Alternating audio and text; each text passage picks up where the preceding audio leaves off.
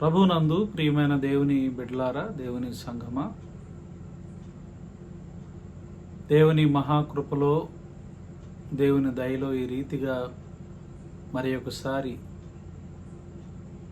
మీ అందరితో దేవుని యొక్క వాక్యమును పంచుకున్నట్టు కొరకు ప్రభు నాకిచ్చిన ఈ గొప్ప అవకాశమును బట్టి దేవదేవుణ్ణి నేను ఎంతగానో స్తుతిస్తూ ఉన్నాను, ఘనపరుస్తున్నా.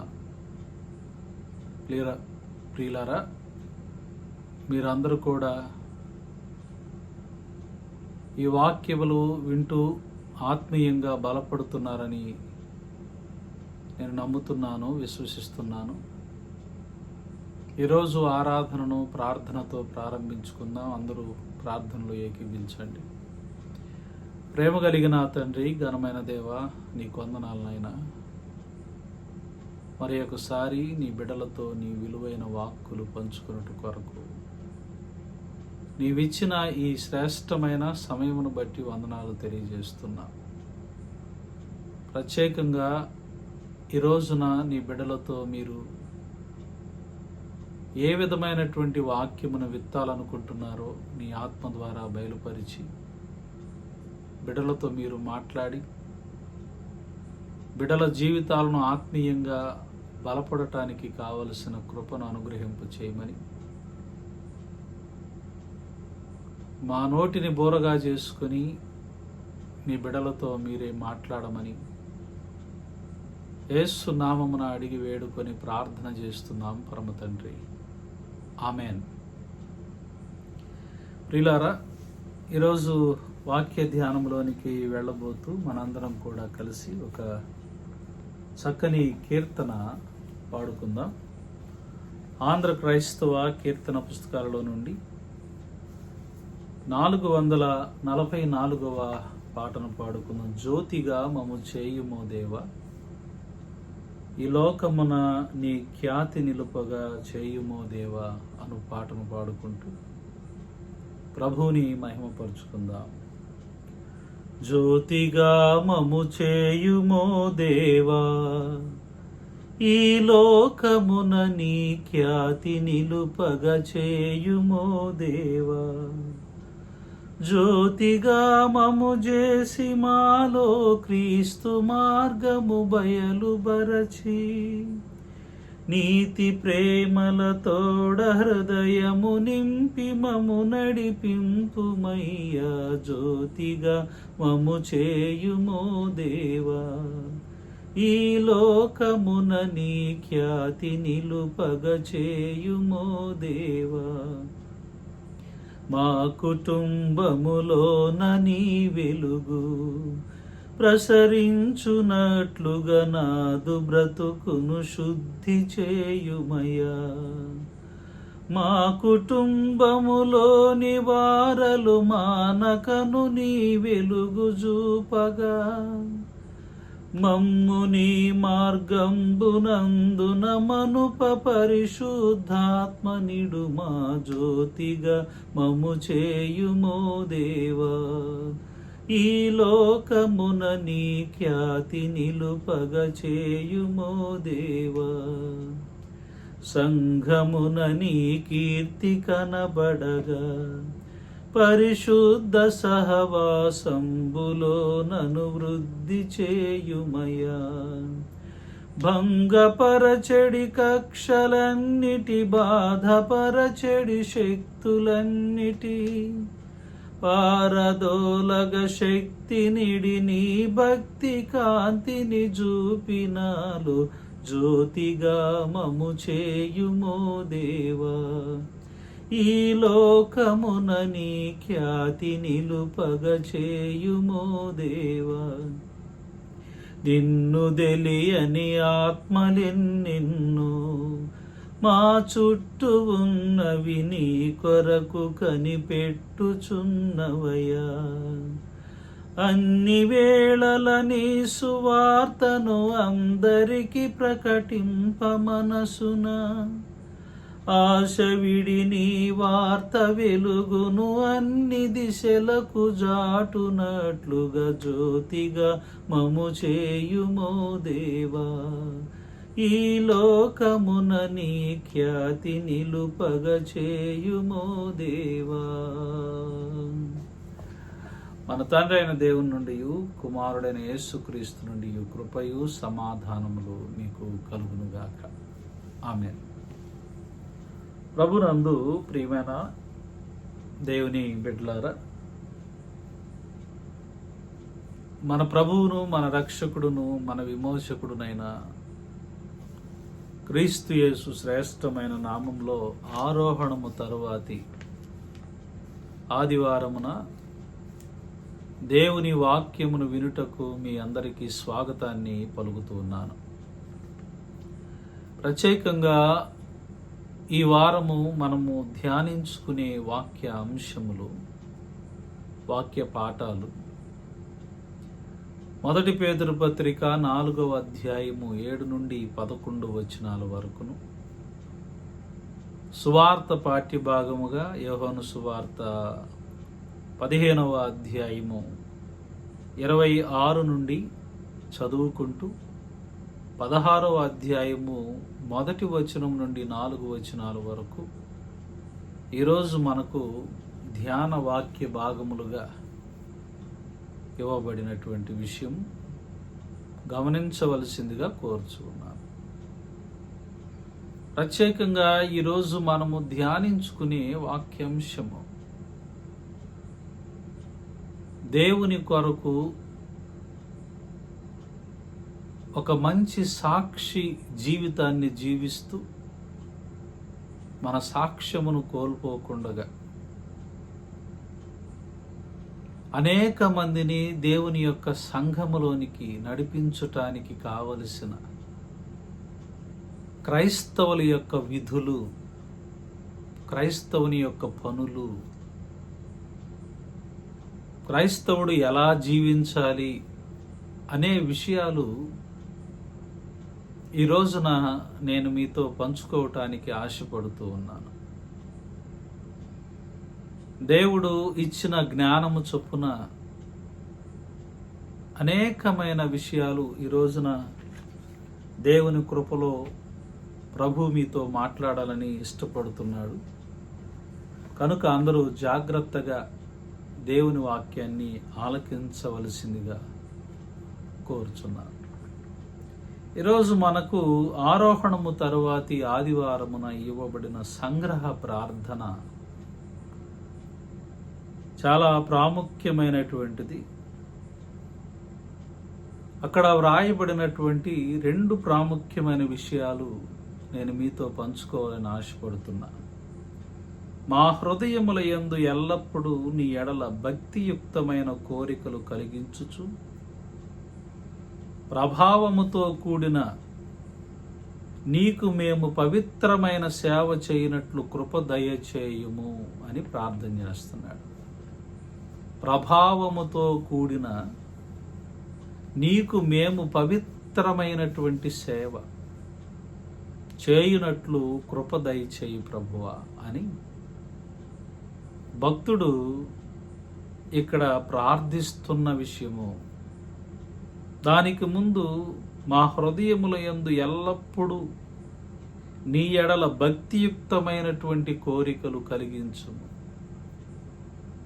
మా హృదయముల యందు ఎల్లప్పుడూ నీ ఎడల భక్తితో ఉండేటువంటి కోరికనే పుట్టించి ప్రభావముతో కూడిన పవిత్రమైనటువంటి నీ సేవ మేము చెయ్యాలి. నీ సేవ చేయటానికి కృప దయచేయి ప్రభువా అని భక్తుడు ప్రార్థించిన సంగ్రహ ప్రార్థన. ఈరోజు మనకిచ్చిన యోహాను సువార్త 15వ అధ్యాయములో అక్కడ 26వ వచనం నుండి చదువుతున్నప్పుడు కొన్ని ప్రాముఖ్యమైన విషయాలు ఏమిటి అక్కడ వ్రాయబడిన? తండ్రి యొద్ద నుండి మీ యొద్దకు నేను పంపబో ఆదరణకర్త అనగా తండ్రి యొద్ద నుండి బయలుదేరు సత్యస్వరూపి అయిన ఆత్మ వచ్చినప్పుడు ఆయన నన్ను గూర్చి సాక్ష్యమిచ్చు. మీరు మొదటి నుండి నా యొద్ద ఉన్నవారు గనుక మీరును సాక్ష్యమిత్తురు. తరువాత మీరు అభ్యంతర పడకుండవలనని ఈ మాటలు మీతో చెప్పుచున్నాను. వారు మిమ్మును సమాజ మందిరములలో నుండి వెలివేయుదురు. మిమ్మును చంపు ప్రతివాడు తాను దేవునికి సేవ చేయుచున్నాను అనుకును కాలము వచ్చుచున్నది. వారు తండ్రిని నన్నును తెలుసుకొనలేదు గనుక ఇలాగు చేయుదురు. ఇక్కడ చదివినటువంటి వాక్య భాగాన్ని చూస్తున్నప్పుడు యేసుక్రీస్తు ప్రభువారు ఆరోహణమైన తరువాత జరిగే విషయాలను శిష్య బృందముతో ముందుగానే పంచుకుంటున్నాడు. నేను వెళతాను. అయితే పూర్వము వారాల నుండి చెప్పుకుంటూ వస్తున్న విషయం ఏంటంటే, నేను వెళితే మిమ్మల్ని ఒంటరిగా వదిలిపెట్టను. ఆదరణకర్త అను సత్యస్వరూపియగు ఆత్మను నేను మీకు తోడుగా ఉంచుతాను. ఆయన వచ్చి మిమ్మలను సర్వ సత్యములోనికి నడిపిస్తాడు. దేని గురించి అయితే నేను తెలియచెప్పానో ఆ విషయాలన్నీ మీకు అర్థమవులాగన చెప్పి నన్ను గూర్చి సాక్ష్యం ఇస్తాడు. అదే రీతిగా నన్ను గూర్చి సాక్ష్యం ఇవ్వటము మాత్రమే కాదు గాని, మీరు మొదటి నుండి నా యొద్ద ఉన్నారు గనుక మీరును కూడా సాక్ష్యం ఇస్తారు. క్రైస్తవ బిడ్డలుగా ఆయన మనకు అప్పగించినటువంటి పని ఏమిటంటే, ఆయన సాక్షిగా బ్రతకటం. ఈ లోకములోనికి యేసు నరవతారిగా వచ్చాడు. నరుడుగా ఈ లోకములోనికి అడుగు పెట్టినటువంటి ఆయన వచ్చి రక్షణ కార్యాన్ని జరిగించి పాపములో, మరణములో, శాపములో సాతాను బందీలుగా జీవిస్తూ బ్రతుకుతూ ఉన్న ప్రతి ఒక్కరిని, చచ్చిన వారందరినీ కూడా, పాపముల చేత అపరాధముల చేత చచ్చిన వారందరినీ కూడా ఆయన లేపి గొప్ప విజయాన్ని, మరణముపై గొప్ప విజయాన్ని పొందుకొని మనందరికీ దానిని అందించి, ఏ స్థలము నుండి అయితే ఆయన వచ్చాడో తిరిగి ఆ స్థలమునకు ఆయన ఆరోహణమై వెళ్ళిపోయాడు. అయితే ఆయన యొక్క ఉద్దేశం ఏమిటి? వచ్చి చేసి వెళ్ళిపోవటమే కాదు గాని, ఆయన భూమి మీద ఉండగానే 12 మంది శిష్యులను ఆయన ఏర్పాటు చేసుకున్నాడు. ఈ శిష్య బృందాన్ని ఏర్పాటు చేసుకోవటానికి గల కారణం ఏమిటి?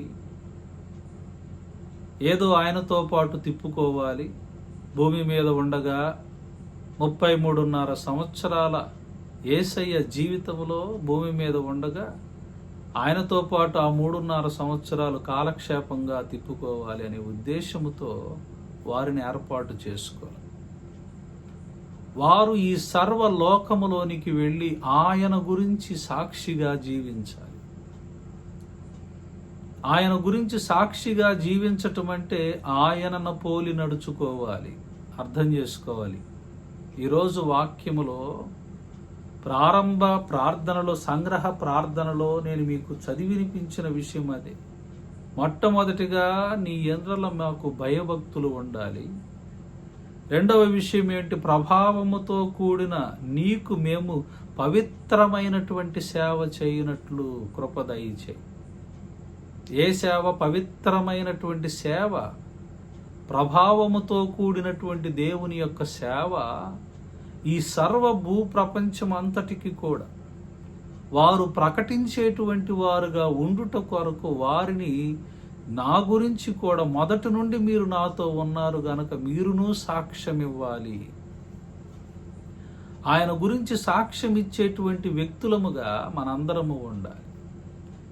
ఎప్పుడైతే ఈ సాక్ష్యం ఇవ్వటానికి బయలుదేరుతున్నటువంటి వారి జీవితాలలో ఆయన పనిని చేయుటకు, ఆయన పని మరి చేసేవారి యొక్క జీవితాలలో ఎప్పుడునూ కూడా సుఖమైనటువంటిది ఉండదు. జ్ఞాపకం చేసుకోవాలి.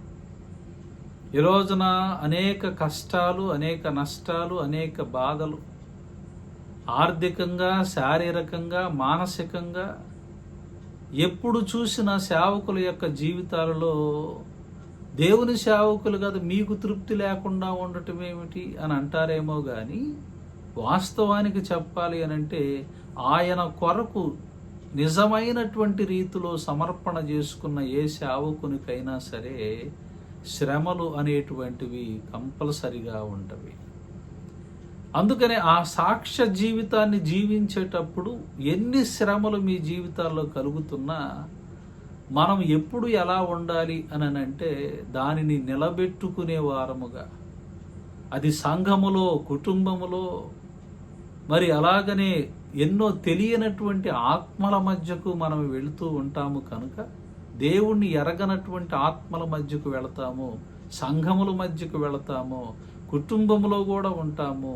ఎక్కడైనా సరే ఆ సాక్ష్యం అన్నటువంటిది మనము పోగొట్టుకోకుండా ఆయన పవిత్రమైనటువంటి సేవ చేయాలి. ఇక్కడ అదే యోహాను సువార్తలో మీరు అభ్యంతర పడవలనని ఈ మాటలు మీతో చెప్పుచున్నారు. వారు మిమ్మును సమాజ మందిరములో నుండి వెలివేయుదురు. మిమ్మును చంపు ప్రతివాడు తాను దేవునికి సేవ చేయుచున్నాడని అనుకును కాలము వచ్చుచున్నది అంటున్నాడు. రాబోతా ఉన్నదయ్యా, నేను వెళ్ళిన తర్వాత జరిగేది ఇదే. యేసయ్య చెప్తున్నటువంటి మాట ఏమిటనంటే మిమ్మల్ని చంపు ప్రతివాడు దేవునికి సేవ చేస్తూ ఉన్నాను అనేటువంటి అనుకునే రోజులు వచ్చుచున్నవి. కాబట్టి సమాజ మందిరాల్లో వెలివేస్తారు, నెట్టివేస్తారు. ఇలాంటి పరిస్థితుల్లో క్రైస్తవులుగా మన జీవితాల్లో మనకు ఉండవలసినటువంటి ప్రాముఖ్యమైన లక్షణాలు ఏమిటి, ఏమేమి కలిగి ఉండాలి? చాలామంది ఏమిటి, ఎవరైనా ఒక మాట అంటే పడేటువంటి వారుగా ఉండరు, భరించేవారుగా ఉండరు, సహించేవారుగా ఉండరు. అయితే ప్రభు అది కాదు.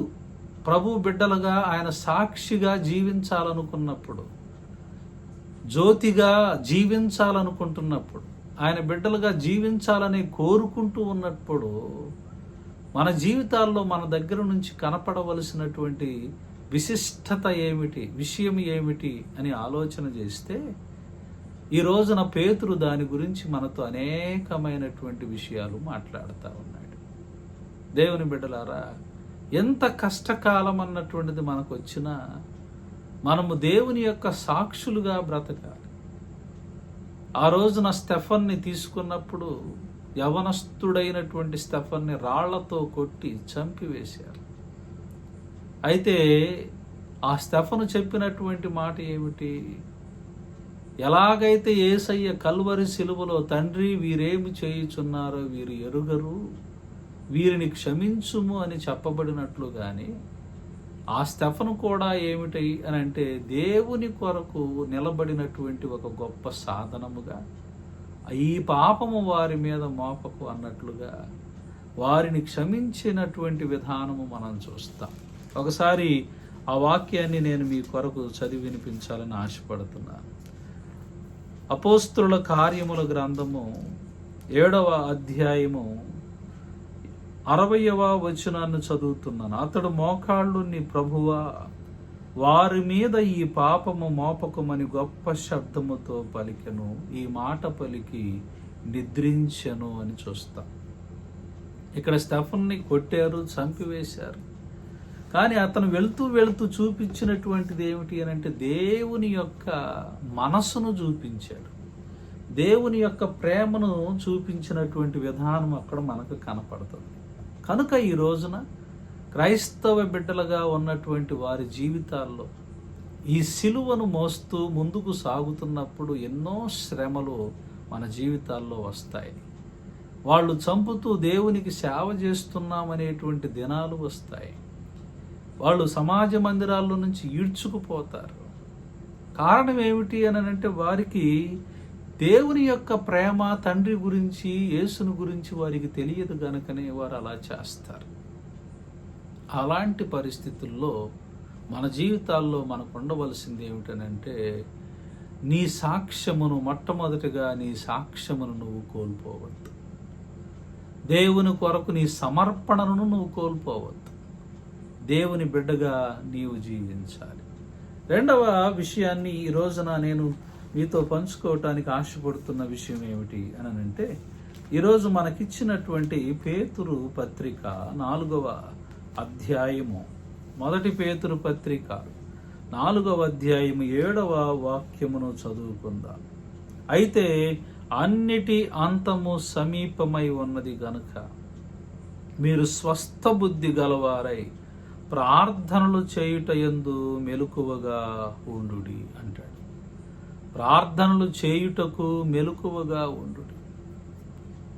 ఏంటి అలాంటి పరిస్థితులు మనకు సంభవిస్తున్నప్పుడు మనం జ్ఞాపకం చేసుకోవలసిన కొన్ని ప్రాముఖ్యమైన విషయాలు. ఆ పరిస్థితులు సంభవిస్తున్నప్పుడు జ్ఞాపకంలో ఉంచుకోవలసిన విషయం ఏంటంటే, అన్నిటికీ అంతము సమీపముగా ఉన్నది. అంతము సమీపమై ఉన్నది అనగా అర్థం ఏమిటి? ప్రభువారి యొక్క రాకడ యొక్క సమయం అన్నటువంటిది సమీపముగా ఉన్నది. ఈ రాకడ సమీపముగా ఉన్నది గనుక మనం ఏమి చేయాలనంట? మీరు స్వస్థ బుద్ధి గలవారై ప్రార్థనలు చేయుటయందు మెలకువగా ఉండుడి అంటాడు. ఇలాంటి పరిస్థితులు సంభవిస్తున్నప్పుడు మొదటిగా మనము జ్ఞాపకములో ఉంచుకోవలసిన విషయం ఏంటంటే, అన్నిటికీ అంతము సమీపముగా ఉన్నది. అంతము సమీపమై ఉన్నది గనుక అనగా ప్రతిదానికి అంతము రాబోతా ఉన్నది. ఎప్పుడు క్రైస్తవుల సమాజాలలో, మందిరాలలో హింసిస్తూ, చంపివేస్తూ, బాధిస్తూ చేయబోతున్నప్పుడు దేవుని యొక్క వెళ్ళిన ప్రభువు తిరిగి రావటానికి రాకడకు సమయం అవుతుంది. ఆరోహణమై వెళ్ళినటువంటి ప్రభు తిరిగి రాబోతా ఉన్నాడనేటువంటి విషయానికి సమయం అవుతుంది కనుక ఆ పరిస్థితులలో స్వస్థ బుద్ధి, స్వస్థత అంటే మనందరికీ తెలుసు, బాగుపడిను, రోగిగా ఉన్నవాడు బాగుపడ్డాడు అనేటువంటిది చెప్పాలి అని అంటే స్వస్థత. మన బుద్ధి ఎలా ఉండాలి? రాకడ సమీపిస్తున్నప్పుడు మన బుద్ధి ఎలా ఉండాలంటే స్వస్థత కలిగిన బుద్ధి, అంటే మంచి బుద్ధి, బాగుపడినటువంటి బుద్ధి. నడినెత్తి మొదలుకొని అరికాలు వరకు రోగములే మనకున్నవి. ఆ రోగములు రావటానికి గల కారణం ఏమిటి అని అంటే, మన హృదయము చెడిపోయింది, హృదయము పాడైపోయింది. హృదయం అన్నిటికంటే మోసకరమైనది, అది ఘోరమైనటువంటి వ్యాధి కలిగినది అని అంటాడు భక్తుడు. ఇక్కడ ఆ మోసకరమైనటువంటి హృదయమును గాయాలతో మరి కుళ్ళిపోయి ఉన్నటువంటి హృదయాన్ని బాగు చేసుకోవాలి. దానిని స్వస్థత కలిగిన బుద్ధి, స్వస్థ బుద్ధి అని అన్నారు. అలాంటి మంచి బుద్ధి కలిగి ఉండాలి. మంచి బుద్ధి కలిగి ఉన్నప్పుడు ఆ మంచి బుద్ధితో సాక్ష్యాన్ని పోగొట్టుకోకూడదు. శ్రమలలో మనము అనేక సార్లు తోలుతాం, అనేక సార్లు మాట్లాడతాం, పెద్ద చిన్న గౌరవం కూడా లేకుండా అనేక రీతులుగా మాట్లాడతాం. ఎప్పుడు మనకెప్పుడన్నా ఒక చొరక తగిలినప్పుడు, ఎప్పుడైనా ఒక శ్రమ వచ్చినప్పుడు దేవుణ్ణి దూషిస్తాము, అలాగని అధికారులను దూషిస్తాము, అలాగని ఎవరిని పడితే వాళ్ళని ఇష్టానుసారంగా మాట్లాడతాం. అది స్వస్థ బుద్ధి కాదు, అది మంచి బుద్ధి కాదు. అన్ని బాధలు, అన్ని వేదనలు, అన్ని శ్రమలు యేసయ్య కొరకు నిలబడుతూ ఉన్నప్పుడు, తట్టుకున్నప్పుడు, నీవు తట్టుకున్న విధానాన్ని చూసి అనేక మంది నిన్ను సాక్షిగా, నిన్ను అనుసరించేవారుగా, ఇతడురా నిజమైన దైవ సేవకుడని చెప్పుకునేటట్లుగా ఉంటుంది. కనుక ఈ రోజున మనం తెలుసుకోవలసిన విషయం ఏమిటి అని అంటే, అలాగా అన్నిటికీ అంతము సమీపమవుతుంది. ఇవన్నీ జరుగుతున్నప్పుడు అంతము సమీపముగా ఉన్నది, ప్రభు రాకడ సమీపముగా ఉన్నదని గుర్తుపెట్టుకొని మనం చేయవలసింది ఏంటంటే, మంచి బుద్ధితో, పాడైనటువంటి బుద్ధితో కాకుండా మంచి బుద్ధితో ఏం చేయాలంటే మెలకువగా ఉండి ప్రార్థన చెయ్యాలి అంటాడు. యేసయ్య ఎప్పుడు చెప్పాడు ఈ మాట? మెలకువ కలిగి ప్రార్థన చేయుడి అని ఎప్పుడు చెప్పాడు? గెత్సేమనే వనంలో తన యొక్క శిష్య బృందానికి చెప్పినటువంటి మాట ఈ మాట. మెలకువ కలిగి మనం ఏం చేయాలంట? ప్రార్థన చేయాలి. ఎందుకు మెలకువ కలిగి ఉండాలన్నాడు? నువ్వు మెలకువ కలిగి ఉండకపోతే సాతానుగాడు ఎప్పుడు మృంగుదునా అని గర్జించు సింహములాగా నీ మీద ఎగపడతాడు. కాబట్టి నీవు మెలకువ కలిగి జీవించేటువంటి వాడుగా ఉండాలి. అంటే వాడికి అవకాశం ఇవ్వక నిద్ర మత్తుతో ఉండకూడదు. మత్తు వదిలేటువంటి పరిస్థితిలో మనం ఉండాలే కానీ మత్తుతో మనం ఉండకూడదు. అంటే ఆ మగతతో ఉండకూడదు. క్రైస్తవ భక్తి మగతతో ఉండకూడదు. ఎప్పుడు కూడా ప్రార్థిస్తూ ఉన్నప్పుడు ప్రార్థనలకు వాడు మన దగ్గరికి రావటానికి కూడా కష్టపడిపోతాడు. కనుక ఆ శోధన కాలంలో, బాధలలో, వేదనలో ఉన్నప్పుడు నేనేం చేయాలంటే ప్రార్థించు వారముగా ఉండాలి. ఆ స్వస్థ బుద్ధితో ప్రార్థించాలి. దానియేలు అదే కదా, సింహాల బోనులో వేసినప్పుడు ప్రార్థన చేసుకున్నటువంటి దానియేలు. పౌలు శీలను బంధించి చెరసాలలో వేసిన పాటలతో ప్రార్థించగా చెరసాల బ్రద్దలాయే. శ్రమలలో కొట్టారండి, బెత్తాలతో కొట్టారు, బండ వేసి బిగించారు. అలాంటి పరిస్థితుల్లో శరీరం అంతా కుళ్ళిపోయినటువంటి పరిస్థితులు, భయంకరమైన దెబ్బలతో, బెత్తెములతో కొట్టి ఎటూ కథలు లేకుండా బండ వేసి బిగిస్తే నువ్వు ప్రార్థిస్తావా ఆ టయాన? నువ్వు మొరపెడతావా ఆ టయాన? అదే చెయ్యాలని చెప్తున్నాడు దేవుడు ఇక్కడ. అలాంటి పరిస్థితి మనకు వచ్చినప్పుడు, అలాంటి భయంకరమైనటువంటి శ్రమలు మనకు కలుగుతున్నప్పుడు మనం ఏం చేయాలంటే ఆయన కొరకు సాక్షిగా బ్రతకాలి. ఆయన కొరకు సాక్షిగా జీవించాలి. జీవిస్తూ ఏం చేయాలంట? ఆ శ్రమలలో, ఆ బాధల్లో మరి మనము ఇవి రాకడ సమయం అవుతుంది, దేవుడు రాబోతున్నాడు అని మనము వాళ్ళ మీద ద్వేషము, పగను పెట్టుకోవటం కాకుండా మనము ప్రభు సన్నిధిలో ప్రార్థించే వారముగా ఉన్నప్పుడు మనకు ఆ సంఖ్యల నుంచి విడుదల దేవుడు దయచేస్తాడు అని ప్రభు పేరిట నేను తెలియజేస్తున్నాను. రెండవ విషయం ఇక్కడ అంటాడు, ఆ శ్రమలు మనకు కలుగుతూ ఉన్నప్పుడు మన సాక్ష్యం పోగొట్టుకోకూడదు. రెండవది, వాటి అంతము సమీపం అవుతుందని తెలుసుకొని మంచి బుద్ధితో ప్రార్థించే వారముగా మనం ఉండాలి. మూడవ ప్రాముఖ్యమైనటువంటి విషయాన్ని ఇక్కడ చెప్తున్నాడు. ఏమిటి అని అంటే, ప్రేమ అనేక పాపములను కప్పును గనక అన్నిటికంటే ముఖ్యముగా ఒకని ఎడల ఒకడు మిక్కటమైన ప్రేమ గలవారై ఉండుడి అంటాడు. ఎంత చక్కని మాట చూద్దాం. ప్రేమ అనేకమైనటువంటి పాపములను కప్పును గనుక ఒకరి ఎడల ఒకడు ఎలా ఉండాలంట? మిక్కటమైనటువంటి ప్రేమ కలిగిన వారుగా ఉండాలి. ప్రియులారా, చాలా జాగ్రత్తగా గమనించవలసిన విషయం, ప్రేమ దేవునిలో ఉండేటువంటిది. ఆ ప్రేమ ప్రభువు మనల్ని ప్రారంభము నుండి కోరుకుంటున్న విషయం ఇదే. కొన్ని వాక్యాలు మన కొరకు చదివి వినిపిస్తాను, జాగ్రత్తగా విందాం. యోహాను సువార్త 15వ అధ్యాయంలోనికి ఒకసారి వెళదామండి.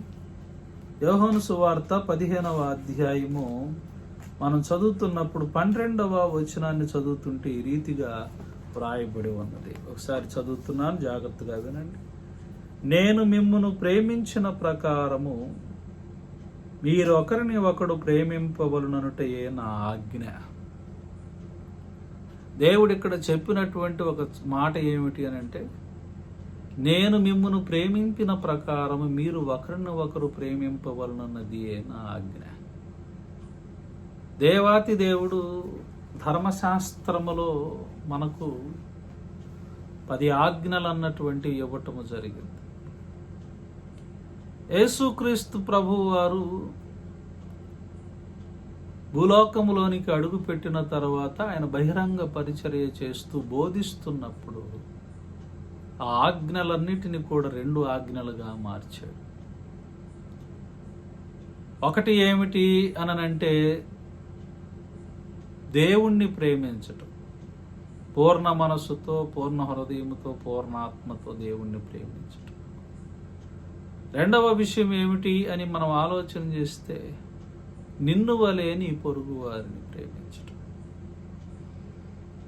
ఇప్పుడు ప్రభువు చెప్తున్నటువంటి మాట ఏమిటి అని అంటే, నేను మిమ్మును ప్రేమించిన ప్రకారము మీరు ఒకరిని ఒకడు ప్రేమింపవలనని ఆజ్ఞ.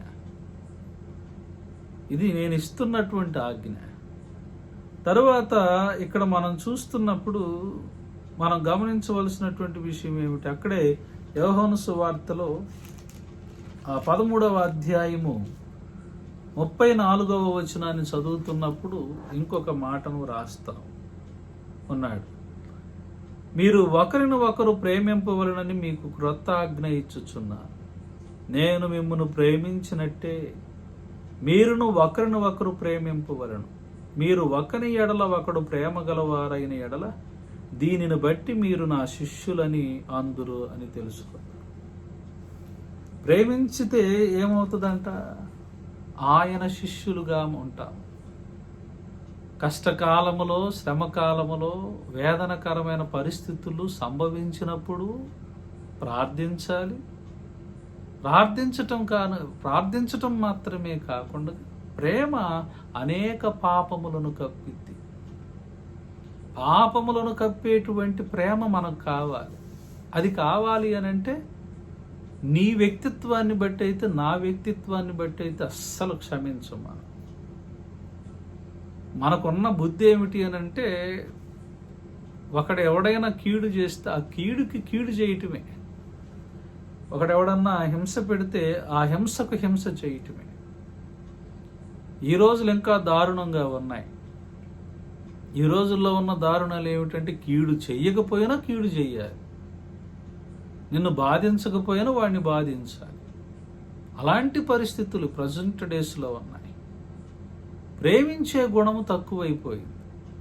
అందుకని దేవుడు ఏమంటాడంటే, మొట్టమొదటిగా ఆయన్ను చూపిస్తున్నాడు. ప్రేమ గురించి చెప్పాలంటే ఆయన గురించే చెప్పాలి, ఇంకెవరి గురించి చెబుతాం మనం? ప్రేమ గురించి చెప్పాలి అని అంటే ఆయన గురించి తప్ప ఇంకొకళ్ళ గురించి మనం చెప్పలేము.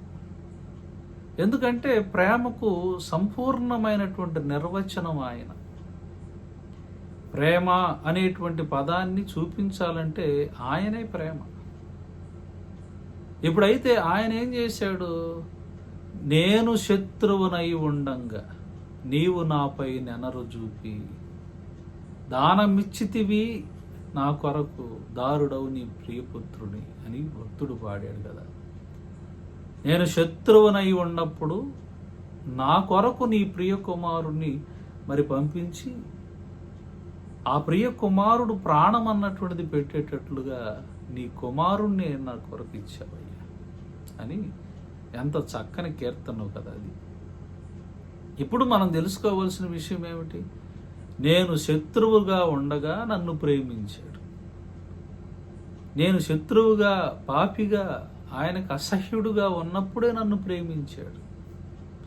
కాబట్టి నేను ప్రేమించినట్లు మీరు ఒకరిని ఒకరు ప్రేమిస్తేనే మీరు నా శిష్యులు అవుతారు. మీరు నా శిష్యులు అవుతారు.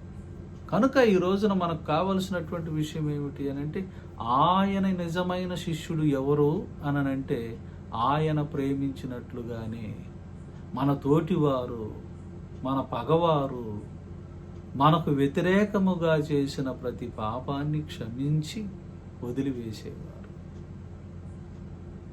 కాబట్టి మనం చేయవలసినటువంటి విషయం ఏంటంటే, ఇంకా ఈ ప్రేమలో నాకు ఎందుకు ఈ రోజున అనేక విషయాలు చెప్పడానికి ఆసక్తిగా ఉన్న కొన్ని విషయాలు మాత్రమే నేను మీతో పంచుకోవటానికి ఆశపడుతున్నాను. ఏమిటి? ఇంకా మనం చూస్తున్నప్పుడు ఈ ప్రేమ ఎలా ఉండాలి అని అంటే, ఇదే పేతురు పత్రికలో 1వ అధ్యాయములో మనం చూస్తున్నప్పుడు అక్కడ కొన్ని విషయాలు కనపడతాయి. 1వ అధ్యాయం 22-23 వచనాలు నేను మీకు చదివి వినిపించాలని ఆశపడుతున్నాను. మీరు క్షయబీజము నుండి కాక శాశ్వతముగు జీవము గల దేవుని వాక్య మూలముగా అక్షయ బీజము నుండి పుట్టింపబడిన వారు గనక నిష్కపటమైన సహోదర ప్రేమ కలుగునట్లు మీరు సత్యమునకు విధేయులవుట చేత మీ మనస్సులను పవిత్రపరుచుకున్న వారై ఉండి ఒకరిని ఒకడు హృదయపూర్వకముగా మిక్కటముగాను ప్రేమించుడి. తర్వాత అంటాడు, ఏలయనగా సర్వశరీరులు గడ్డిన పోలిన వారు, వారి అందమంతయు గడ్డి పువ్వు వలె ఉన్నది, గడ్డి ఎండును, దాని పువ్వును రాలును, అయితే ప్రభువు వాక్యము ఎల్లప్పుడూ నిలుచును అంటాడు. ఏంటి ఇక్కడ చెప్పిన మాటల అర్థం ఏమిటి? సర్వ శరీరులందరూ కూడా గడ్డిని పోలిన వారై ఉన్నారు. గడ్డి ఎండును, పువ్వు రాలును. ఎండిపోతే గాలి వీస్తే ఎటు పోతుందో కూడా తెలియదండి అది.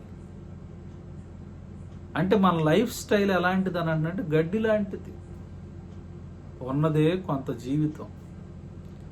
క్యాలిక్యులేషన్స్, చాలా మంచి క్యాలిక్యులేషన్స్ నేను చాలా సందర్భాల్లో నా సంఘ బిడ్డలుగా మీకు వినిపించాను. భూమి మీద మొట్టమొదటిగా ఎక్కువ సంవత్సరాలు జీవించిన వాడు మెతూషెల. 969 సంవత్సరాలు జీవించాడు. పాపము విస్తరించిపోతున్న కొలది నోవాహు కాలానికి వచ్చేసరికి, జలప్రళయం దగ్గరకు వచ్చేసరికి ఆ మనుషుల యొక్క ఆయుష్ దగ్గరగా 120కి పడిపోయింది. అంటే ఇప్పుడు ఎంత తగ్గినట్టు?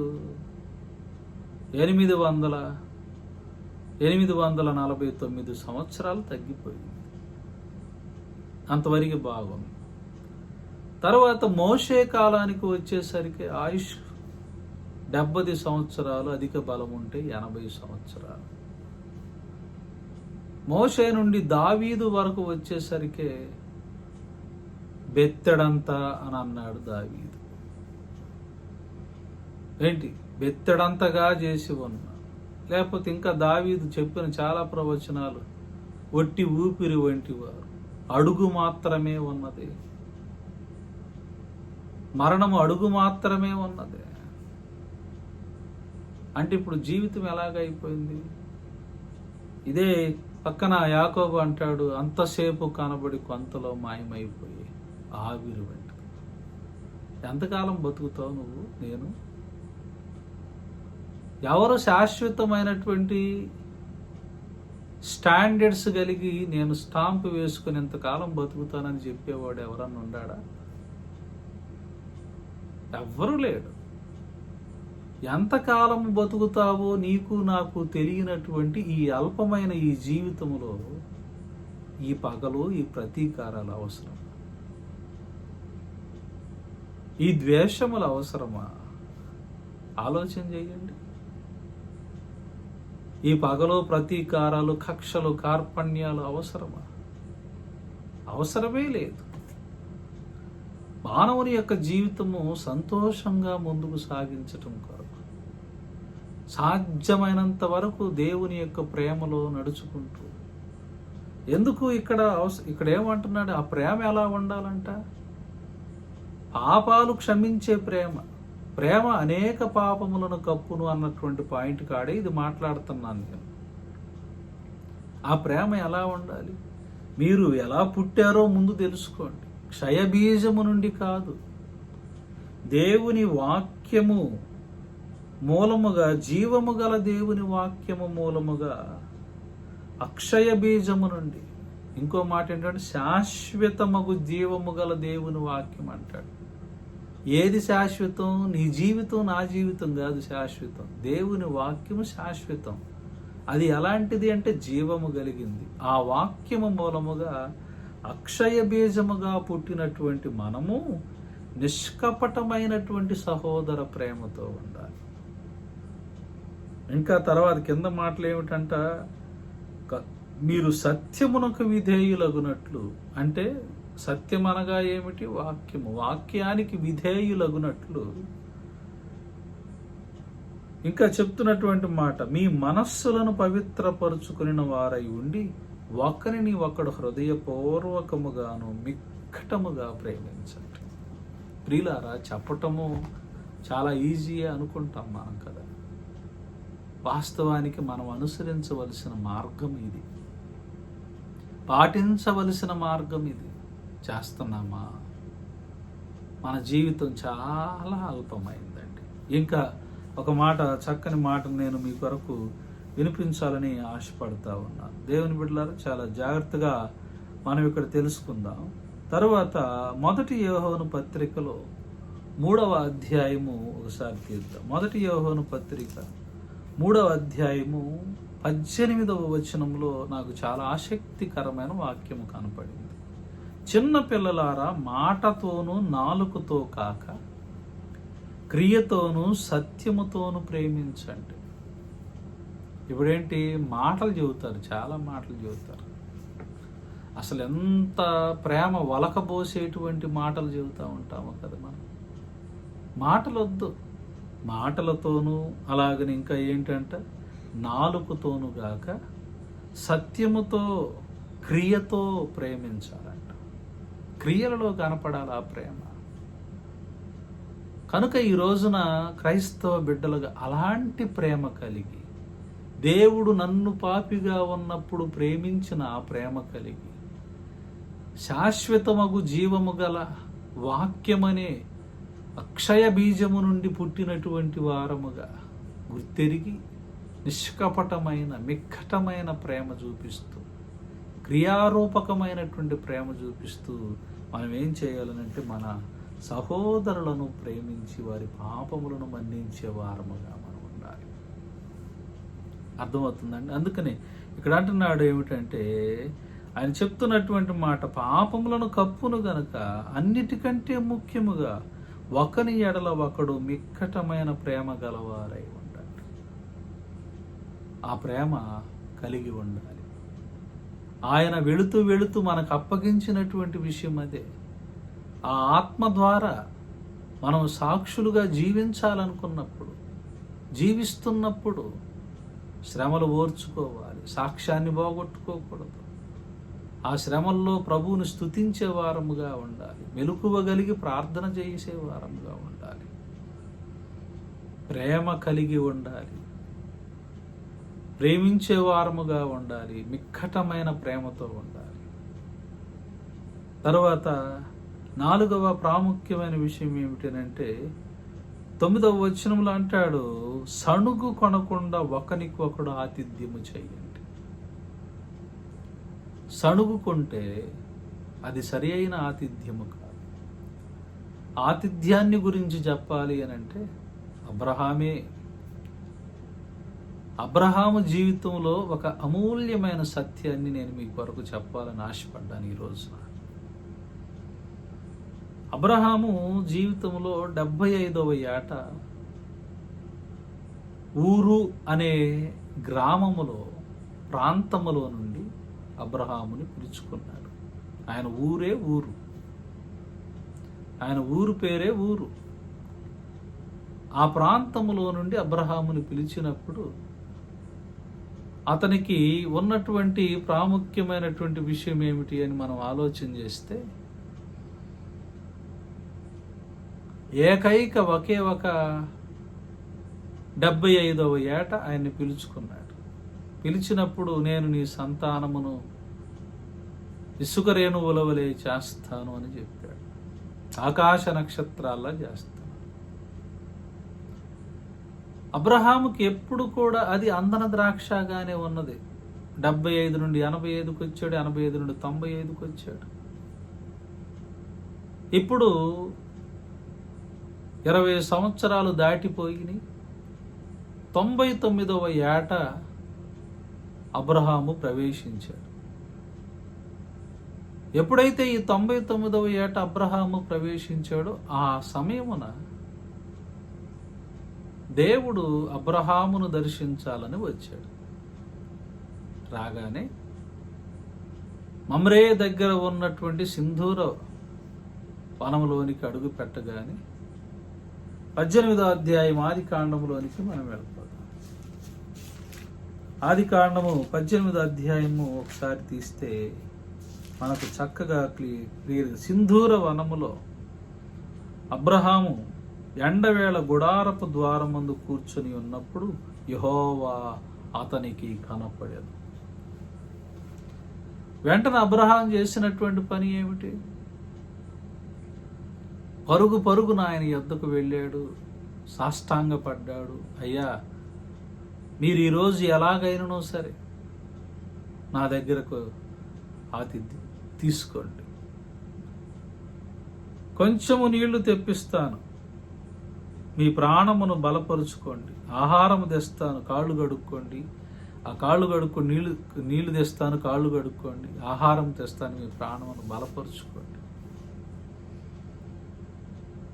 కదా. ఇప్పుడు వెంటనే వెళ్ళిన తర్వాత చేసినటువంటి పని ఏంటి? ఎంత ఇష్టంగా చేస్తున్నాడు ఈ పని అంతా, బతిమలాడుకుంటూ చేస్తున్నాడు. వెళ్ళి అక్కడ చేసినటువంటి పని ఏమిటో చూద్దాం ఒకసారి. 6వ వచనం, అబ్రహాము గుడారంలోనున్న శారా యొద్దకు త్వరగా వెళ్ళి, నీవు త్వరపడి 3 మానికల మెత్తని పిండి తెచ్చి పిసికి రొట్టెలు చేయమని చెప్పాను. మరియు అబ్రహాము పశువుల మందకు పరుగెత్తుకొని ఒక మంచి లేత దూడ తెచ్చి ఒక పనివానికి అప్పగించెను. వాడు దాన్ని త్వరగా సిద్ధపరిచాను. తరువాత అతడు వెన్నను పాలను తాను సిద్ధము చేయించిన దూడను తెచ్చి వారి ఎదుట పెట్టి, వారు భోజనము చేయుచుండగా వారి యొద్ద ఆ చెట్టు క్రింద నిలుచుండే. ఏంటండి ఇక్కడ?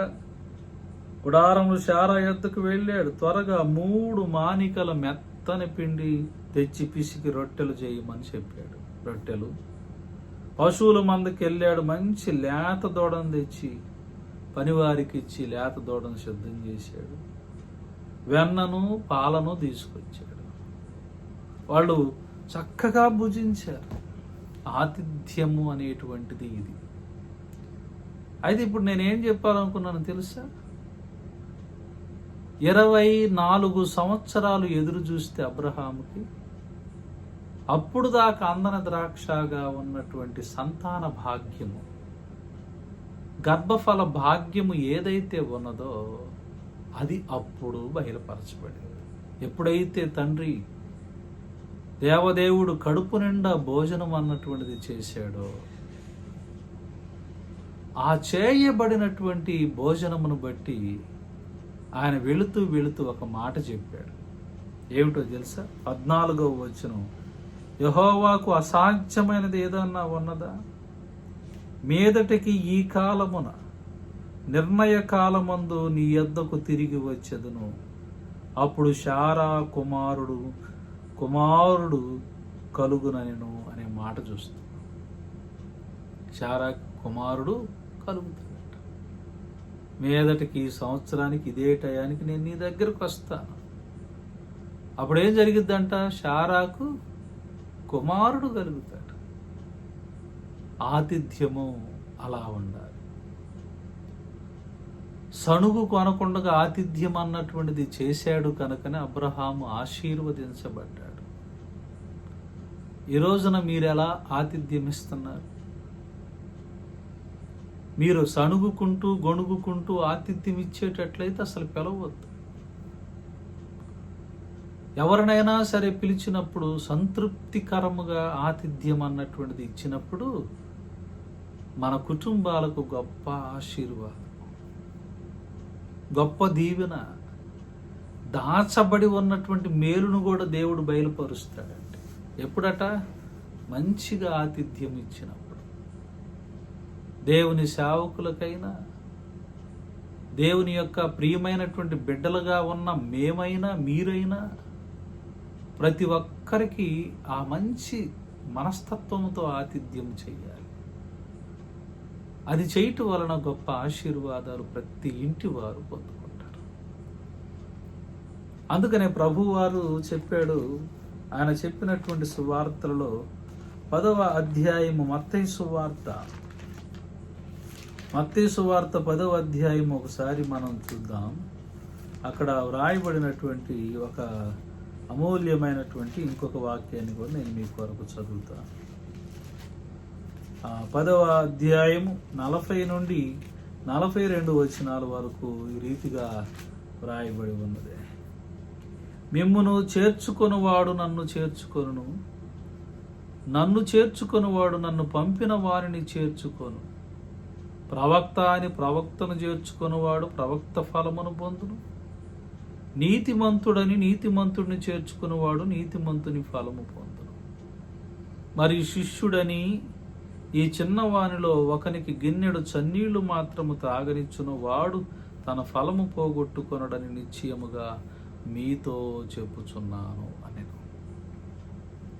ఇప్పుడు గమనించవలసిన విషయం ఏమిటి ప్రియులారా? ఇక్కడ గమనిస్తే ఎవరంట? మిమ్మును చేర్చుకున్నవాడు నన్ను చేర్చుకున్నవాడు.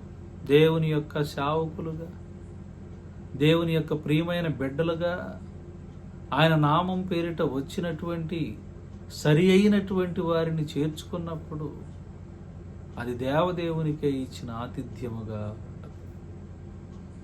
కనుక ఆతిథ్యము చేయుట మరవకుడి. కొంతమంది తెలియకనే దేవదూతలకు ఆతిథ్యం ఇచ్చిరి. అది మన జీవితాల్లో మనం ఎప్పుడును కూడా మంచి కార్యముగా గుర్తెరిగి ఎప్పుడు కూడా తన యొక్క సేవకులను చేర్చుకునే వారముగా మనం ఉండాలి. ఆయన కొరకు జీవించే వారముగా ఉండాలి. అది సేవకుల పనే, విశ్వాసుల యొక్క పని ఆతిథ్యం అనేటువంటిది గమనించాలి. తరువాత ఇక్కడ మనం చూస్తున్నప్పుడు ఆతిథ్యము చేయటం మాత్రమే కాకుండా ఇంకా అంటున్నాడు, దేవుని నానా విధమైన కృపా విషయమై మంచి గృహ నిర్వాహకులై ఉండి ఒక్కొక్కడును కృపావరము పొందిన కొలది ఒకరిని ఒకడు ఉపచారము చేయుడి అంటాడు. మనం ఏం చేయాలంట? మంచి గృహ నిర్వాహకులు. మంచి గృహ నిర్వాహకత్వం అంటే ఇంటిని సరిగా పరిపాలన చేసేవారుగా ఉండాలి. ఇంటిని సక్రమముగా పరిపాలన. ఫెయిల్యూర్స్ చాలామందిని నేను చూశానండి. బైబిల్ పండితులుగా చెప్పబడినటువంటి వాళ్ళ కుటుంబాలు కూడా ఫెయిల్యూర్ అయిపోయిన కుటుంబాలు. క్రమము లేదు, బిడ్డల్లో క్రమము లేదు, కుటుంబాల్లో క్రమాలు లేవు. ఒకళ్ళ ఇష్టానుసారమైనటువంటి పాపాలతో నింపబడేటువంటి కుటుంబాలుగా కూడా ఉన్నాయి చాలా కుటుంబాలు. అది కాదు మంచి గృహ నిర్వాహకత్వం అంటే. దేవుడు దేనారముల కథ మనకు చెప్పాడు. 5 ఇచ్చినటువంటి వాడు 5టిని తీసుకొని ఇంకా 5 చేశాడు. బడా నమ్మకమైనటువంటి దాసుడా అని అన్నాడు. ప్రతివారు లెక్కప్ప చెప్పాలి. బిడ్డల విషయము కూడా లెక్కప్ప చెప్పాలి. కుటుంబ విషయంలో కూడా తల్లి అయినా తండ్రి అయినా రేపటి రోజున ప్రభు మనల్ని నిలదీసినప్పుడు నీకు ఇది ఇచ్చాను ఏమి చేశావు అని అడిగినప్పుడు నువ్వు సరి అయినటువంటి సాక్ష్యము చెప్పేటువంటి తండ్రిగా, తల్లిగా నేనైనా నీవైనా మనందరమైనా ఉండవలసిన వారు. మంచి గృహ నిర్వాహకత్వం అంటే అది ఏ గుడ్ స్టీవర్డ్షిప్. దేవుని యొక్క బిడ్డలుగా మన జీవితాల్లో మనం అది లేకపోతే ఫెయిల్యూర్ అయిపోతాం. అందుకని ఇక్కడ అంటున్నటువంటి మాట ఏంటంటే, దేవుడు నానా విధమైన కృప విషయమై మంచి గృహ నిర్వాహకులై ఉండి ఒక్కొక్కడు కృపావరము పొందిన కొలది ఒకరిని ఒకడు ఉపచారం చేసుకోండి. ఒకరి బాధలు ఒకరు చెప్పుకోవటం కానీ, ఒకరి కొరకు ఒకరు ప్రార్థించుకోవటం కానీ, ఇంటిని సరైన రీతిలో పరిపాలన చేసుకోవటం కానీ. నేనున్నాను, బాగున్నాను, నాకు బాగుంటుంది, ఇంక చాలు అని అనుకుంటున్నారు. నా ఇల్లు ఎలా ఉంది, నేను ఎలా ఉన్నాను, నా పరిస్థితి ఎలా ఉంటుంది, నా బిడ్డల విషయమై నేను ఏం జాగ్రత్తలు కలిగి ఉన్నాను, ఎలా నడిపిస్తున్నాను, ఏం చేస్తున్నారు వాళ్ళు ఎలా నడుస్తున్నారు. తండ్రిగా, తల్లిగా ప్రతి ఒక్కరికి ఉండవలసినటువంటి విషయం ఇది. వదిలేయకూడదు బిడ్డలు. కనుక ఆయన ఆరోహణమై వెళ్ళిపోయిన తర్వాత మనందరిలో ఉండవలసిన క్రమశిక్షణ కలిగిన మార్గము, ఈ సాక్ష్యము, ఈ భక్తి జీవితం మనలో ప్రస్ఫుటంగా ఉండాలండి. చివరిగా ఆయన చెప్తున్న మాట, ఒకడు బోధించిన ఎడల దైవోక్తులు బోధించినట్టు బోధింపవలెను. ఒకడు ఉపచారము చేసిన ఎడల దేవుడు అనుగ్రహించు సామర్థ్యము కొలది చేయవలెను. ఇందువలన దేవుడు అన్నిటిలోనూ యేసుక్రీస్తు ద్వారా మహిమపరచబడును. యుగయుగములు మహిమయు ప్రభావం ఆయన కలుగునుగాక. కాబట్టి ఏమి చేసిన, బోధించిన, ఉపచారము చేసిన, అలాగనే అనేక రీతులుగా ఆయన ఇచ్చిన సామర్థ్యము కొలదు చేయాలి. మనకు దేవుడిస్తాడు. నేను బోధించినట్లు నువ్వు బోధించలేవు, నువ్వు బోధించినట్లు నేను బోధించలేవు. కానీ అది ఎవరు మహిమార్థమై చేయాలట? దేవుని మహిమార్థమై. మళ్ళా అగైన్ నేను చెప్తున్నాను కొన్ని వారాలుగా, దేవునికే మహిమ, నీకొద్దు. దేవునికే మహిమ. ప్రతిది కూడా యుగయుగములు మహిమా ప్రభావములు ఆయనకే కలగాలి. నువ్వు నేను అల్పులము కనుక ప్రియమైన దేవుని బిడ్డలారా, ఆయనకి మహిమా ప్రభావాలు చెల్లించే వారముగా మనం ఉండాలి. ఈ రోజున ఆయన కోరుకుంటుంది అది. ఆరోహణమైపోయిన తర్వాత మీ సాక్ష్యాలు జాగ్రత్తగా ఉండి, ఇంటిలో బాగుండాలి, ఆతిథ్యం ఇచ్చే విషయంలో బాగుండాలి, ఉపచారం చేసే విషయంలోను, బోధించే విషయంలోను, అలాగనే ప్రేమ చూపే విషయంలోను, ప్రార్థించే విషయంలోను, శ్రమలు ఓర్చుకునే విషయంలోను ఎక్కడ కూడా నీ సాక్ష్యము పాడవకూడదు. అది క్రైస్తవుడుగా, ఆయన సేవకులుగా, ఆయన బిడ్డలుగా, ఆయన విశ్వాసులుగా మనలో ఉండవలసినటువంటిది. ఆ సాక్ష్యాన్ని మనం కలిగి ఉంటే ఎప్పుడైనా సరే నిన్ను చూసి, నన్ను చూసి అనేక మంది ఆయన తెలియనటువంటి ఆత్మలు ఎన్నో ఆ వెలుగులోనికి వస్తాయి. అందుకే ఈ రోజున జ్యోతిగా మమ్ము చేయుమో దేవా, ఈ లోకమున నీ ఖ్యాతి నిలుపగా చేయుమో దేవా అనే పాటని నేను పాడి మీ అందరికీ వినిపించటానికి గల కారణం ఏంటంటే, ఈ లోకమున ఆయన ఖ్యాతిని మనం నిలపాలంటే మనం జ్యోతిగా ఉండాలి. ఆరిపోయే జ్యోతిగా కాదు, వెలుగుతూ ఉండే జ్యోతిగా మనం ఉండాలి. అటు రీతిగా ఉండుట కొరకు దేవుడు మనలను దీవించి ఆశీర్వదించాలని కోరుకుంటూ ఈ వాక్యమును నేను ముగిస్తున్నాను. దేవుడి మాటలు మన వినికిడిలో దీవించుగాక. ఆమేన్. సమస్త జ్ఞానమునకు మించిన దేవుని యొక్క సమాధానం మీ హృదయములకు, మీ తలంపులకు కావలి ఉండదుగాక. ఆమేన్. ప్రార్థించుకుందాం. ప్రేమ కలిగిన తండ్రి, ఘనమైన దేవ, ఆరోహణమై వెళ్ళిపోతూ నీవు మా మీద ఉంచిన బాధ్యత మేము నెరవేరుస్తూ, నీ ఆత్మ సహాయము ద్వారా ప్రతి చోట నీకు మంచి సాక్షిగా జీవిస్తూ, మా ఇంటిలో, సంఘాలలో, గృహాలలో, శ్రమలలో, కష్టాలలో, కన్నీళ్లలో అయా ఎప్పుడును కూడా ఈ లోకములో మేము అల్పులమని తెలుసుకొని నీవు ఇచ్చిన ప్రేమను పంచుతూ, ప్రార్థిస్తూ, ఆతిథ్యమిస్తూ, దానిదిగా మంచి బోధకులుగాను, అలాగే మంచి ఉపచారకులుగాను మేము జీవిస్తూ, ప్రభా ఇదిగో అతను మంచి ఆతిథ్యం ఇచ్చువారిగాను మేము జీవిస్తూ, ఈ నామానికే మహిమ తెచ్చేటువంటి బిడ్డలుగా మేము ఉండటానికి కృప దయచేయండి. వాక్యం వింటున్న బిడ్డలను, వీక్షిస్తున్న వీక్షకులందరినీ, మా సంఘములో ఉన్న ప్రతి బిడ్డలను, వారి కుటుంబాలను, వీక్షకులందరి కుటుంబాలను మీరు దీవించి, ఆదరించి, బలపరిచి మీరే మహిమ పొందుకోమని యేసు నామమున అడిగి వేడుకొని ప్రార్థిస్తున్నాము తండ్రి. ఆమేన్. తండ్రి, కుమార, పరిశుద్ధాత్మ త్రియేక దేవుని దీవెన మీకు తోడుగా ఉండి ప్రభు మిమ్మల్ని ఆదరించి, బలపరిచి, కాపాడును గాక. ఆమేన్. ఆమేన్. ఆమేన్. గాడ్ బ్లెస్ యూ అండి. దేవుడు మిమ్మల్ని అందరినీ దీవించును గాక. Thank you. ప్లీజ్ మీరందరూ ఎప్పుడు చేస్తున్నారు, చక్కగా వింటున్నారు, వీక్షిస్తున్నారు. ఈ మధ్యకాలంలో కూడా కొన్ని